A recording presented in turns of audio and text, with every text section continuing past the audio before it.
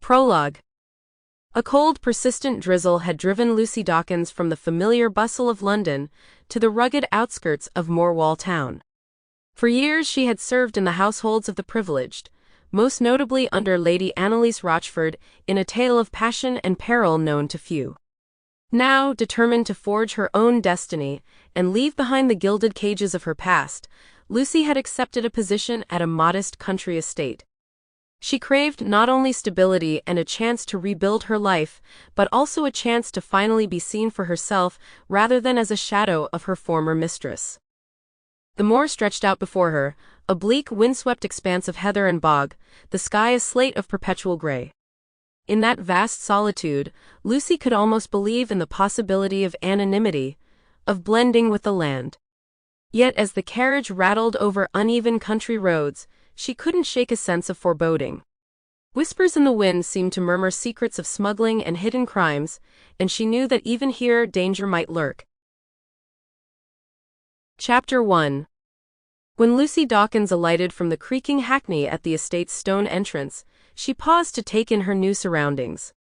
The manor, a modest but dignified building set amid rolling fields, seemed to promise a fresh start. Yet even as she adjusted her bonnet and squared her shoulders, she could not ignore the furtive glances exchanged among the estate's servants as they busied themselves about their tasks. Rumors, she had been told, sometimes traveled fast in these parts. Inside, the atmosphere was heavy with whispered conspiracies.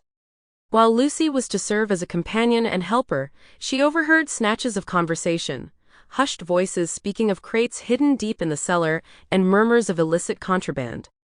One evening, as she passed by an open doorway in the servants' quarters, a low, urgent discussion reached her ears. "And if the crates are right, then it's not merely smuggled tea. There's talk of stolen ledgers and forged documents.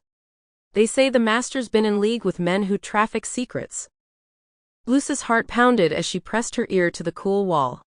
Though she was new here, the mention of forgery and contraband stirred memories of the scandals she'd witnessed in London. Had she unwittingly followed the trail of a deeper conspiracy?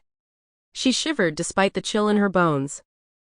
Determined not to be frightened off from her new beginning, Lucy vowed quietly she would keep her wits about her and observe carefully. Yet as twilight fell that evening, the uncertainty in her eyes betrayed the storm of questions raging within her. The next morning, while tidying a corner of the great hall, Lucy caught sight of a stranger. A tall, dark figure whose presence was as stark as it was out of place among the estate's rustic bustle. He strode purposefully along the corridor, his features set. Sample complete. Ready to continue?